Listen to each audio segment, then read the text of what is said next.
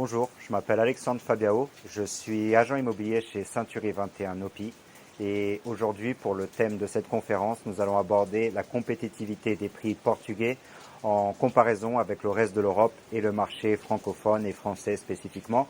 Pour exemplifier mon propos, je vais profiter pour vous montrer une somptueuse propriété qu'on a mis en vente et vous allez voir que les prix sont très compétitifs. Malheureusement aujourd'hui le bon temps n'est pas au rendez-vous à cause de la dépression Barbara qui vient de nous frapper, mais c'est une propriété magnifique, quoi qu'il en soit.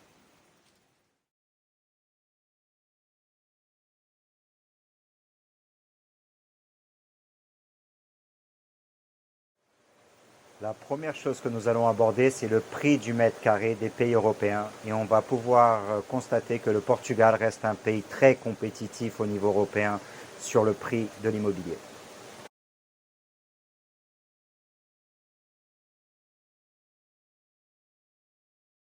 Donc, nous voici face à une carte très intéressante de l'Europe. On est face aux transactions qui ont eu lieu en 2019 et on peut voir sur cette carte le prix moyen du mètre carré et l'évolution du prix du mètre carré dans chaque pays européen. D'une façon très simple, les pays qui sont en jaune sont les pays les plus chers et les pays en gris sont les pays les moins chers. Et ce qu'on voit tout de suite sur la carte, c'est que la France est en jaune et que le Portugal est en gris. Donc le prix du mètre carré en France est cher et ce n'est pas le cas au Portugal. Les pays les plus chers de la carte sont la France, l'Autriche et surtout le Luxembourg. Les pays les moins chers sont le Portugal, la Serbie, la Hongrie. Et les moins chers de tous, la Bosnie-Herzégovine et la Bulgarie, où le prix du mètre carré est à 550 € le mètre carré. Regardons maintenant la croissance, une très forte croissance en Espagne, en France et au Luxembourg, de l'ordre de 12 à 13%. Il y a deux pays qui ont été en chute, donc la Serbie avec moins 7,4% ou l'Irlande avec moins 1,2%. Un pays où ça a stagné, c'est le cas de l'Italie, 0,1%. Pour ce qui est du Portugal, on est à 6,3%, c'est une croissance saine. Les prix ont explosé en France ou en Espagne. Au Portugal, ils ont évolué d'une façon beaucoup plus saine. Regardons maintenant les pays francophones de la carte, donc la France, la Belgique et le Luxembourg. Vous verrez que la Suisse n'apparaît pas sur cette carte, c'est un pays avec un statut très spécifique en Europe et nous n'avons pas accès aux données statistiques de la Suisse. Néanmoins, regardons donc les données de la France.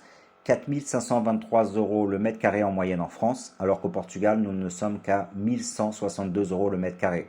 Ce qui fait que la France est 4 fois plus chère en moyenne que le Portugal. Dans le cas de la Belgique, c'est 2 fois plus cher que le Portugal. Et le cas du Luxembourg, qui est le pays le plus cher de cette carte, c'est 6 fois plus cher qu'au Portugal. Donc vous voyez tout de suite que le Portugal est un pays très intéressant pour investir. Le pouvoir d'achat pour les francophones serait beaucoup plus intéressant qu'il ne l'est dans leur pays respectif. Donc ce graphique est très intéressant. Il nous permet de comprendre combien de salaire annuel il est nécessaire pour acheter un logement de 70 mètres carrés dans chaque pays. C'est en fait un indicateur du pouvoir d'achat. C'est le ratio entre ce que les gens gagnent en moyenne dans un pays et le prix moyen d'un logement de 70 mètres carrés dans ce même pays. Donc du côté gauche du graphique, on a la République tchèque et la Russie, où il faut plus de 11 ans de salaire pour s'acheter un bien de 70 mètres carrés. Alors qu'à l'opposé de ce graphique, du côté droit, on a le Portugal, le pays le mieux classé, puisqu'il ne faut à peine que 4 ans de salaire pour s'acheter un logement de 70 mètres carrés. On va donner un exemple très concret pour comprendre ce graphique. On va prendre l'exemple d'un couple de classe moyenne. Chacun d'entre eux gagne 900 € par mois, donc tous les mois ce couple gagne 1800 €. Au bout d'un an, ils auront gagné 21 600 € à eux deux. Et donc si on multiplie ça par 4, au bout de 4 ans, ce couple aura gagné 86 400 €. Il est tout à fait possible pour ce couple d'acheter un petit logement de 70 mètres carrés dans beaucoup de villes portugaises pour 86 400 €. Donc j'estime que cette étude est fiable. Donc maintenant on va s'intéresser au marché de la location puisque ce graphique nous montre le prix du mètre carré de la location dans les principales villes européennes. Donc la ville la plus chère en Europe au niveau de la location, c'est la capitale du Luxembourg, suivie de Paris et en troisième position pour clore le podium, la ville de Londres. Donc on voit aussi sur le graphique la position de Lisbonne et de Porto, qui restent des villes où le loyer reste élevé, donc un très bon retour sur investissement. Il ne faut pas s'y méprendre parce qu'en regardant ce graphique, vous pourriez croire qu'il est préférable d'investir au Luxembourg plutôt qu'au Portugal, et en fait, pas du tout. Les loyers à Lisbonne sont 2,6 fois moins chers qu'au Luxembourg, mais les prix d'achat au Luxembourg sont 6 fois plus chers qu'au Portugal. Donc ça ne fait aucun sens d'investir 6 fois plus sur un bien alors que vous n'allez obtenir que 2,6 fois plus au niveau du loyer. Très concrètement, ce graphique vous montre, si vous souhaitez acheter pour mettre votre bien en location, qu'il est préférable d'investir à Porto ou à Lisbonne que de le faire à Paris, à Londres ou au Luxembourg.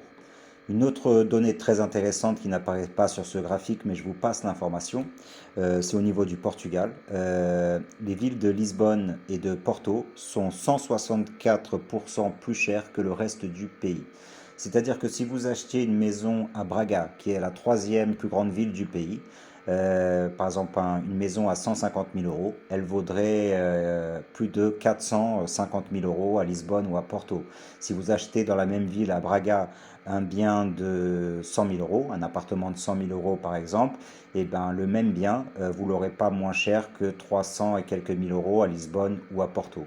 Donc il est nettement préférable d'investir dans d'autres villes au Portugal que à Porto ou à Lisbonne, où le prix de l'immobilier a nettement augmenté et où il s'est créé des bulles immobilières. Donc il faut parier sur d'autres villes au Portugal.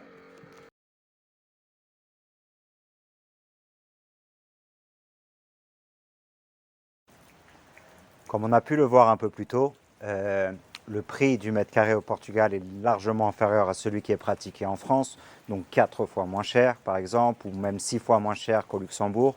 Et ce qu'on sait aussi, c'est qu'au niveau interne au Portugal, les prix de Lisbonne et de Porto sont 3 fois plus chers que dans le reste du pays. Et donc la propriété que je vous montre aujourd'hui, c'est un complexe touristique absolument fabuleux.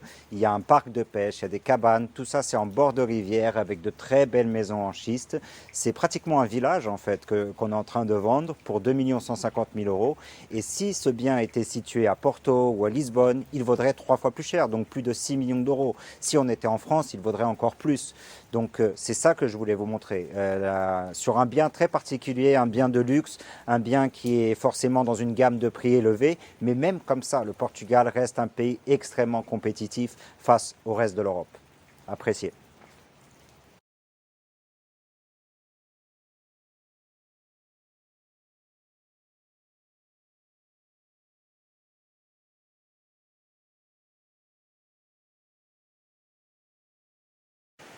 Nous allons maintenant voir un autre thème important. C'est celui des maisons qui sont disponibles pour la demande qui existe au Portugal, mais aussi la demande qui existe pour les nouvelles constructions. On va voir qu'il existe des différences fondamentales dans les pays européens et que le Portugal est très bien placé dans ce domaine parce qu'on a un gros stock, disons comme ça, de biens immobiliers que les Portugais peuvent habiter, mais s'ils sont en recherche notamment de nouvelles habitations. Donc il est possible d'investir dans l'ancien comme dans le neuf. Alors, ce graphique est très intéressant puisqu'il nous montre les nouvelles constructions en Europe pendant l'année 2019. On peut voir du côté droit du graphique que le Luxembourg a énormément construit pendant cette année-là et malheureusement ça n'a pas été le cas du Portugal. Le Portugal est le troisième pays où on a le moins construit en Europe. Et c'est vraiment dommage parce que les Portugais sont très friands de nouvelles habitations, de nouveaux appartements et malheureusement on n'a pas assez de produits pour faire face à cette demande. Tout simplement parce que les entrepreneurs locaux n'ont très souvent pas les moyens nécessaires pour construire et donc on a recours aux investisseurs étrangers. Ce qu'il faut savoir, c'est qu'au Portugal, les nouvelles constructions sont financées à 50%, je dis bien 50%, par des investisseurs étrangers. Donc si vous avez la possibilité d'investir votre argent dans le neuf au Portugal, n'hésitez pas parce que vous allez trouver très rapidement preneur. Je vais vous donner un exemple pour clarifier mes propos. L'agence Century 21 Nopi a vendu un terrain en périphérie de Braga il y a peu de temps. On a fait faire un projet pour 6 blocs d'appartements. On va faire 80 habitations sur ce terrain-là. On vient tout juste de commencer la construction du premier bloc. C'est un bloc de 16 appartements. Et au jour d'aujourd'hui, il y a déjà 11 appartements qui sont vendus. Donc, on vient tout juste de commencer les fondations et déjà 70% du premier bloc est vendu. Et ce qu'il faut savoir aussi, c'est que plus la construction avance, plus il devient facile de vendre ces appartements. Donc très rapidement, on va vendre la totalité du premier bloc et dès qu'on va mettre le deuxième sur le marché, on va vendre le reste des appartements toujours sur le papier, c'est-à-dire que quand la totalité des 6 blocs seront construits, déjà tout sera absolument vendu. Donc si vous avez l'intention d'investir au Portugal dans le neuf, n'hésitez surtout pas. Donc ce graphique nous parle des parcs immobiliers dans les pays européens. Un parc immobilier, c'est tout simplement les constructions qui sont déjà existantes, les maisons qui existent déjà. Et ce graphique nous permet de comprendre comment ces maisons qui sont déjà existantes font face à la demande nationale. On voit sur ce graphique que le Portugal est tout à droite, c'est le pays le mieux placé. Tout simplement, le parc immobilier est déjà suffisant pour faire face à la demande locale. Ça, c'est très important parce que ce soit dans l'ancien ou dans le neuf, ça nous offre une stabilité qui permet que les prix ne vont pas inflationner. Et c'est très important cette question d'inflation parce que ça nous permet d'avoir un marché beaucoup plus stable. Et ce qu'on peut comprendre aussi de ce graphique, c'est que si vous souhaitez investir au Portugal sur un bien déjà existant et le revendre ou le louer, vous le ferez très facilement. Vous pouvez très bien acheter un bien, le rénover, le revendre avec une très grande facilité et avec un bon retour sur investissement.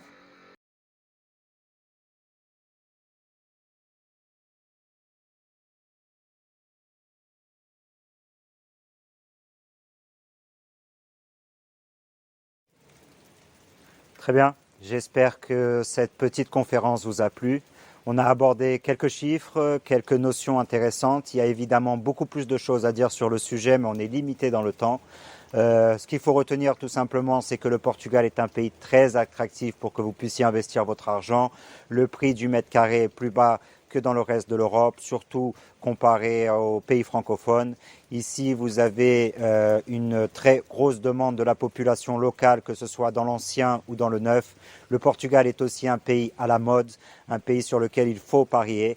Et comme vous avez pu le voir avec ce fantastique bien dans lequel on se trouve, c'est un pays où la nature est très présente, le caractère des maisons, de l'architecture est vraiment exceptionnel et c'est quelque chose qui est en forte demande.